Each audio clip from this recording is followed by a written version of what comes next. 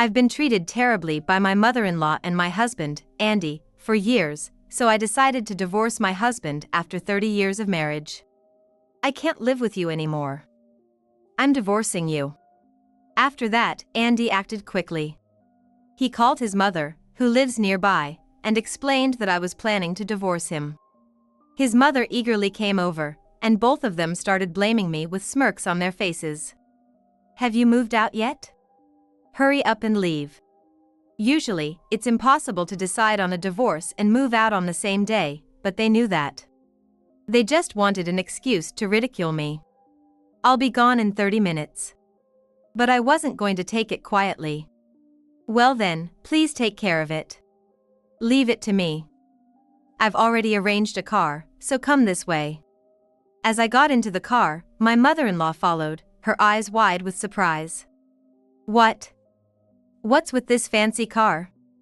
I was about to leave these people behind for good. At best, you'll panic and regret it. My name is Julie Tanaka, I'm 50 years old. I married Andy Tanaka in my 20s and had our son, Tim. At that time, Andy asked me to quit my job and focus on housework and raising our child, so I reluctantly retired. I raised my child with love, but from that time, Andy started to grow cold towards me, casting a shadow over my life. Back then, I was just trying to endure the unreasonable treatment and get through each day. Hey, Julie. The entrance is dirty. You're a full-time housewife now, so at least do the housework properly. I'm sorry, I'll clean it right now. Honestly, you can't do anything. What good is a college degree if you can't be useful? My mother-in-law started coming to our house every day, using my staying home as an excuse. Every time, she'd find something to criticize and yell at me. She had been against me having a college degree from the beginning of our marriage, but lately, she kept saying, even with a degree, you can't do anything. But she never offered any help. If you're done there, can you clean in front of our house too? You're so clueless unless I tell you. She even used the fact that her house was nearby to make me do her housework as well. She'd often spot me going shopping and push her own errands onto me. Of course, she never paid me for it. Oh, Tim, you're so cute. When she came over, all she did was fawn over her grandson whimsically. And she never helped with anything difficult. She would only shower him with affection and leave everything else to me. Hey, he's crying. Poor thing, make him stop crying right now. Yes, ma'am. Honestly. What a terrible parent to let a child cry like that. Despite knowing that children cry, my mother-in-law would use any excuse to berate me. Andy did nothing around the house either, and after I quit my job, the burden fell entirely on me. Julie, do you have some time? There's a place where we can leave the kids, so let's have some tea. Sorry, I'm not allowed to go out except for housework. Oh, I see. If you ever need to talk, just let me know. I'll be here. See you later. Because of this lifestyle, I couldn't match my time with my friends, and after turning down their invitations, we naturally grew apart. Tim, what should I do? I'm getting more and more isolated from the world. I loved my child, but everything else was causing me stress. Hey! You haven't taken out the trash yet. It's filthy. Hurry up and do it. Yes, ma'am. Oh, come on. You're so slow. Why did we get such a useless daughter-in-law?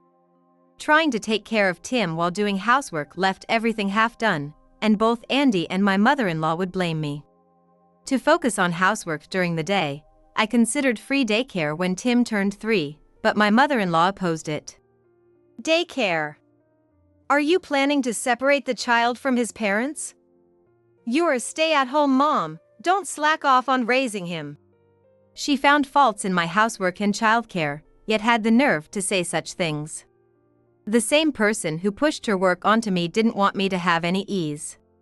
Andy had no interest in childcare and, knowing it wouldn't cost money, said, "Do whatever you want," and stopped participating in discussions. I decided to persuade my mother-in-law. Since Tim was an only child, he needed to practice socializing with other children. That was true, so I could stand firm, which seemed to work. I managed to convince her, though she looked displeased and made snide remarks to me. If you're fine with it, go ahead. It's like you're throwing the kid out like he's a nuisance. I would never do that. Seeing Tim make friends and play happily after only interacting with adults reassured me. However, my life was still being monitored by my mother-in-law. Just because the child isn't here doesn't mean you can slack off on housework, she said, coming to check on me every day. If I hadn't finished the housework before she arrived, she'd nitpick everything that wasn't done and get angry, even if I was still in the middle of a task. I was terrified and hated her. Hey, I'm home. Dinner. Welcome back. I'll get it right away. I'm tired. Hurry up. Yes, yes. Andy no longer helped with housework or childcare and instead added to my burden. Hey, we had the same menu last week. Are you slacking off on housework? Well, I cook every day, so sometimes things overlap. Are you talking back to me? Who do you think makes it possible for you to live like this? Andy's yelling, just like my mother-in-law's, echoed in my head. Tim, who had been quietly playing, was so startled that he started crying. Don't make him cry during dinner. You need to discipline him better. It didn't seem like he was talking about his own child. I couldn't believe I had married someone like this. Holding back my frustration, I tried my best to calm the crying Tim. Anyone would be startled by such a loud voice. Could you please speak more softly? Are you saying this is my fault? Don't act so high and mighty just because you're a stay-at-home mom. Without my money, you and the kid wouldn't survive. Be more grateful and respectful. He always talked about money. Moreover, he had separated his salary and the household expenses into different accounts. Although he gave me some money each month for living expenses, it was clearly decreasing year by year. Considering the shopping expenses my mother-in-law forced on me, it was never enough. Even when I explained the situation and said I didn't have enough money, he always grudgingly handed it over. It's your own fault for being lazy. You're wasting too much money. You think you can just spend other people's money however you like. Yet, he never told his mother to stop making me do her shopping. Without that, things would be a bit better. He just blamed me for not refusing her. He didn't want to be the bad guy. And he hated the idea of his money being used for anyone other than himself. I had a strained relationship with my family, so I had nowhere to go back to. And thinking about Tim, I couldn't divorce when we'd need money the most. I told myself I was staying in this marriage for my child's sake, despite the stress. Even after Tim grew up, the harassment continued. My mother-in-law still monitored me, found faults in my housework and shopping, and Andy often didn't come home without notice. Yet, when he did return, he'd suddenly get angry if dinner wasn't ready immediately. You've been a housewife for years, and you can't even handle housework properly? Get your act together. At least let me know if you need dinner. There are days you don't come home, so I can't always have it ready. Don't talk back. That's your job. Who do you think makes the money? At least do that much since you're freeloading. Lately, Andy's complaints had become even worse. Tim, who had grown up witnessing this, observed his father and grandmother with cold eyes. He was kind to me but clearly avoided them and hardly spoke to them. One day, Tim came to me with a serious look on his face. Mom, he's having an affair. What? Tim referred to his father as he when he wasn't around. At first, I gently scolded him, but I had long stopped thinking of Andy as my husband or Tim's father, so I gave up quickly. I saw him with a young woman when I was out with friends. We followed them for a few days and got a lot of evidence. Tim showed me the photos saved on his phone. There were pictures of Andy walking arm in arm with a woman in her 30s, entering a movie theater and restaurant. There were even photos of them entering and leaving a hotel and kissing on the street. Thanks for telling me. But stop doing this. It's dangerous. I decided to gather evidence myself. But with my mother-in-law constantly watching me, I couldn't move freely. I hired a detective and left it to the professionals. I had no love left for Andy, and Tim was already an adult. I started preparing for divorce while collecting evidence of Andy's affair. "Honey, I have something important to talk about." With enough evidence gathered, I confronted Andy. He flew into a rage and yelled at me. "You act like I'm the bad guy. It's only natural I'd cheat on a shabby old woman like you. How could I see you as a woman?" Andy clearly wasn't going to admit his fault. Then he said his usual line. "Who do you think has been supporting you all this time? Don't act high and mighty. You have no place to go, so know your place." Are you serious? I had suffered so much abuse.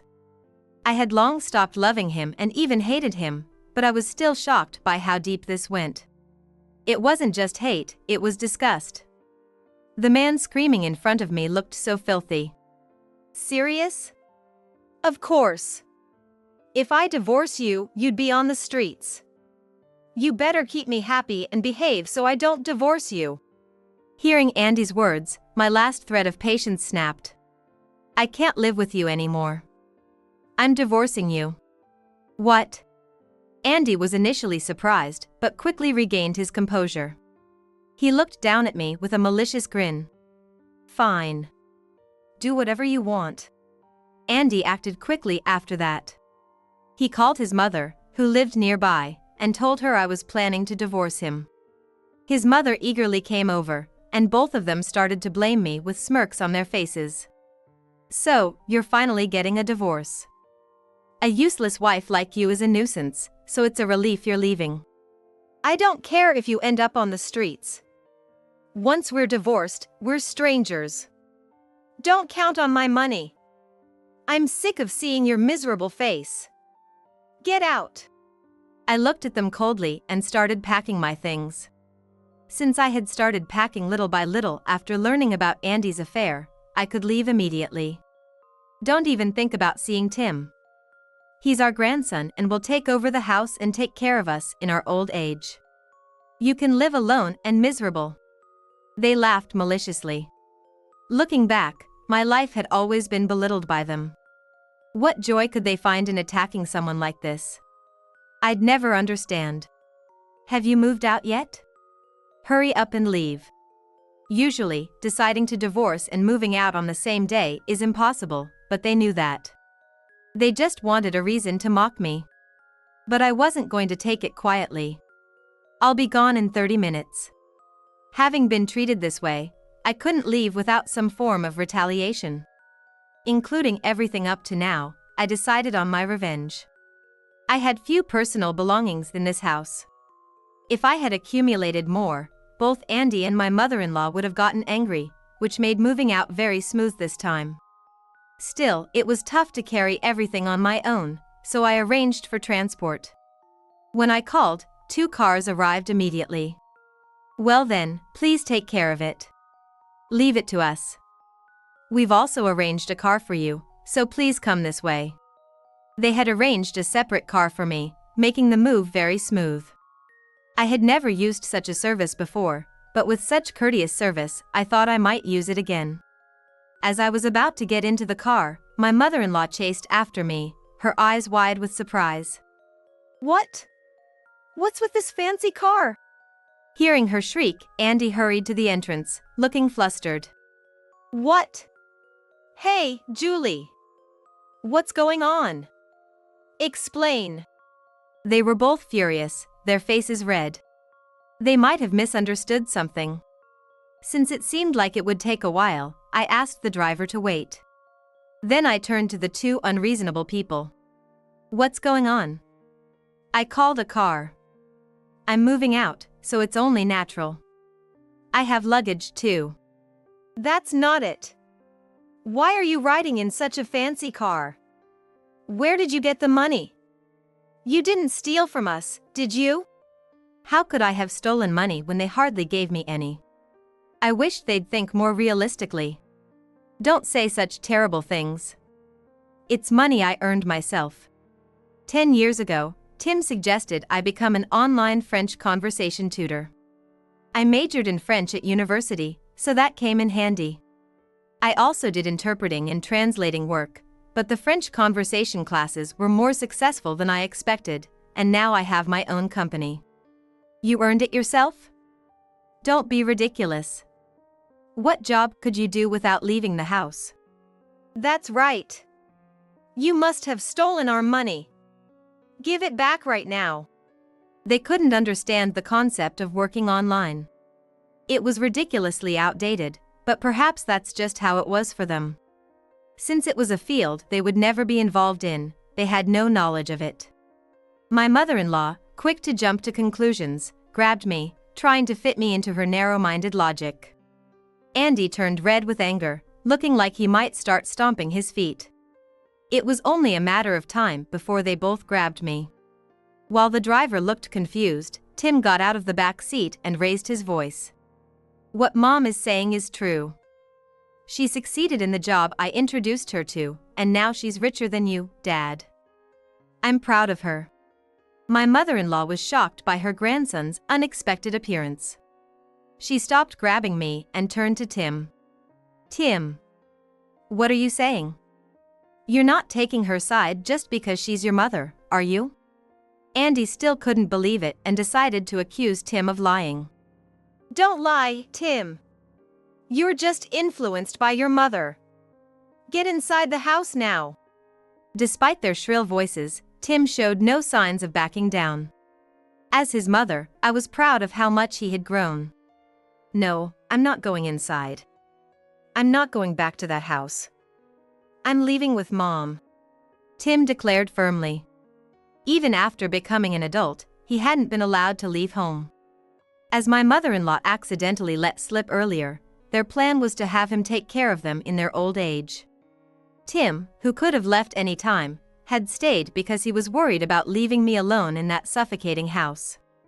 But now, he didn't have to do that anymore. With me leaving, Tim could finally be free. What did you say? How could you forget everything we've done for you and say something like that? That's right, Tim. Apologize. Mom raised me. Not you. You were never there for me. You only ever used me for your convenience. As if he had never been compliant, Tim stood his ground firmly. It must have been an unexpected turn of events. My mother-in-law turned pale. How could you say such terrible things? You got to go to college because of me. How can you talk like that? Tim's gaze at Andy was ice cold. All you ever talk about is money, Dad. And by the way, it was Mom's money that paid for my education after a while. What? Andy shot me a glance. Since you always acted so high and mighty, saying things like, who do you think is supporting you? I got fed up thinking you'd say that to our son eventually. So, when my work started taking off, I paid for Tim's education myself. You didn't even notice. I had also been covering the shortfall in living expenses with my earnings. Andy genuinely seemed clueless, so I let out a deep sigh. Tim mirrored my expression, looking thoroughly exasperated. There's no way the expenses from kindergarten to college would be nearly the same. You deposited just enough into the household account, making Mom beg for more. Honestly, I don't want to believe we're related by blood. How dare you speak to your parents like that? Tim, who had been calm until now, glared at Andy with a fiery intensity. Then he shouted in an unbelievably low voice. My only parent is Mom. Tim's sudden outburst made Andy flinch.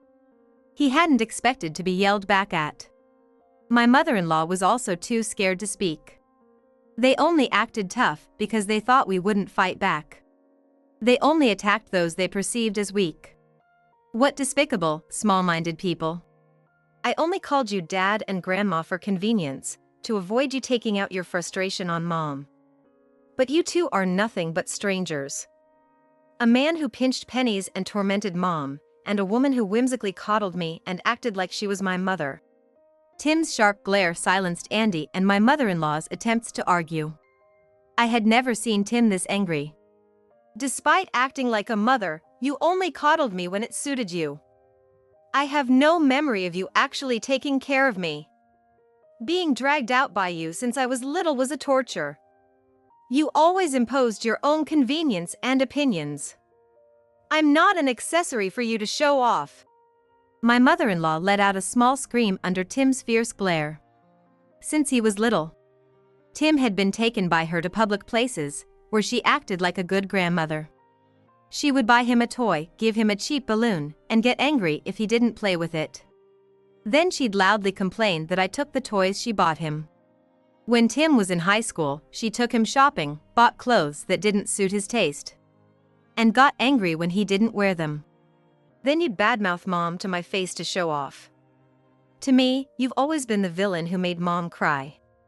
You say I should take over the house and take care of you in your old age, but I don't care. Tim spat the words out. My mother-in-law opened her mouth to say something but wilted under Tim's glare. Andy, instead, responded hesitantly. You ungrateful. I don't remember raising you like that. Gratitude? Tim laughed derisively. I owe you nothing. When I was sick as a child, it was Mom who stayed by my side and took care of me. All she did was poke an apple slice in my mouth and leave.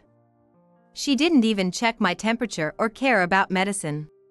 The accused woman shrank and mumbled excuses, but I couldn't hear her. Neither could Tim, probably. She couldn't argue because Tim was speaking the truth. And as for you, Tim continued, glaring at Andy, you never cared about me. You only meddled in my college and career choices. You didn't care about anything else. You didn't even bother to learn about my achievements. It was obvious you used any non-first place ranking to blame Mom. You never actually cared about my grades. Tim's eyes were filled with anger. Andy and my mother-in-law trembled under his gaze. They had only insulted me from a safe distance, thinking I wouldn't fight back. They had never faced someone as openly angry as Tim before. The consequences of their small-mindedness had finally caught up with them. But I didn't want to see my son consumed by anger. I walked over to Tim and gently patted his shoulder. Calm down a bit. Realizing he had lost his cool, he took a deep breath and managed to control his emotions. Well, Tim and I are leaving. I run in French conversation school now, and we can live just fine on our own. Andy glanced at the car I had called. He seemed to realize that Tim and I were telling the truth. His demeanor changed completely, and he approached me with a sycophantic smile.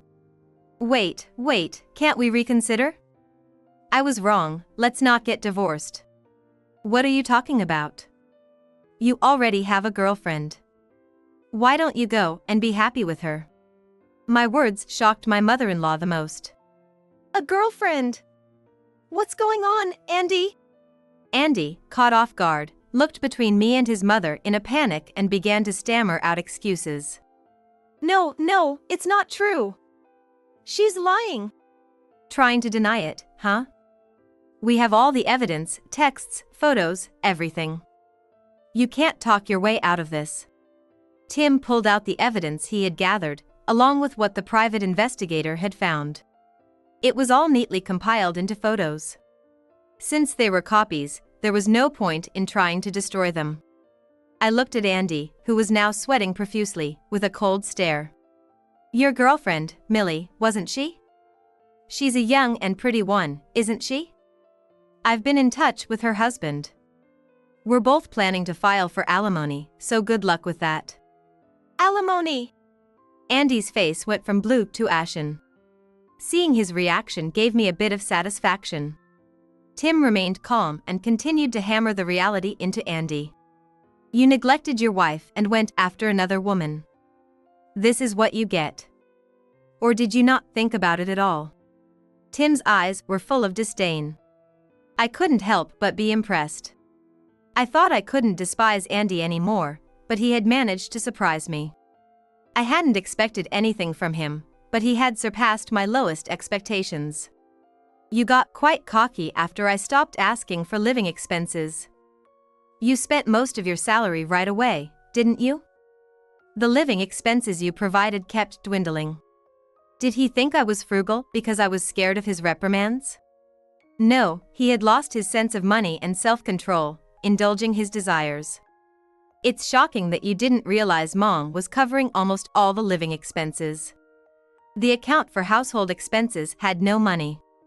I deposited the necessary amount each month, and it would be gone just as quickly. Andy, what does she mean by alimony? How much money do we have left? My mother-in-law rushed over to Andy and began questioning him. It was so fitting for her to be concerned about money first, even after learning about her son's infidelity. Andy scowled, then roughly shook off his mother's hand. Shut up. It's fine. We have my retirement money, we're not completely broke. I hope you can pay the alimony with that.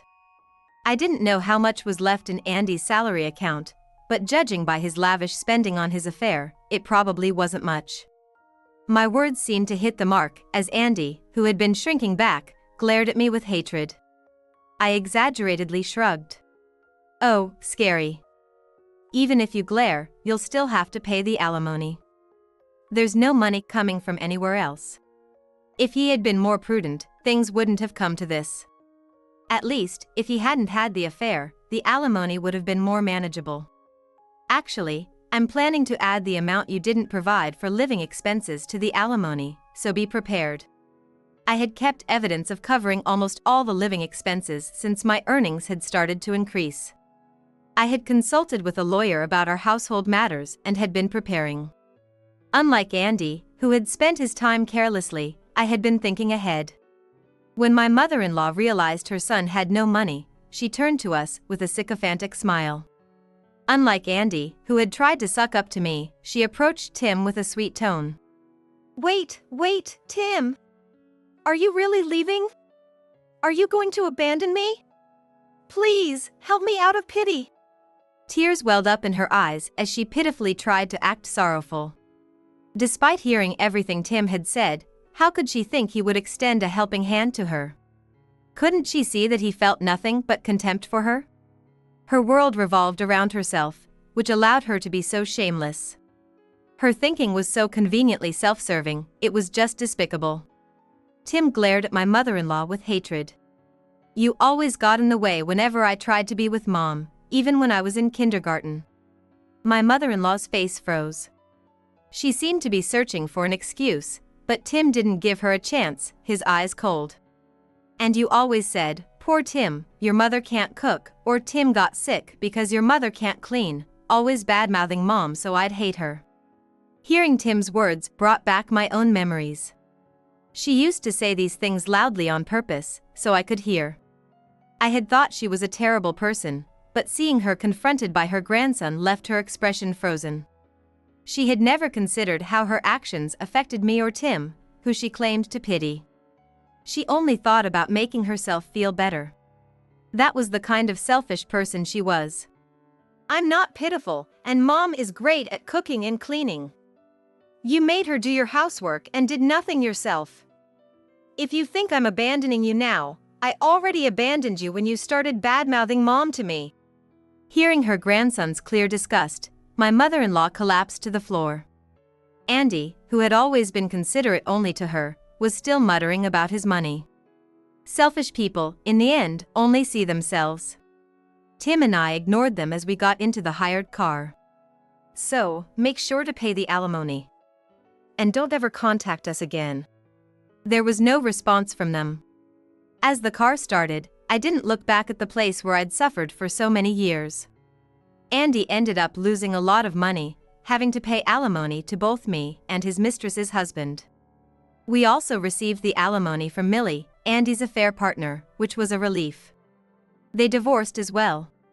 Unlike us, they didn't have children, which was their small consolation.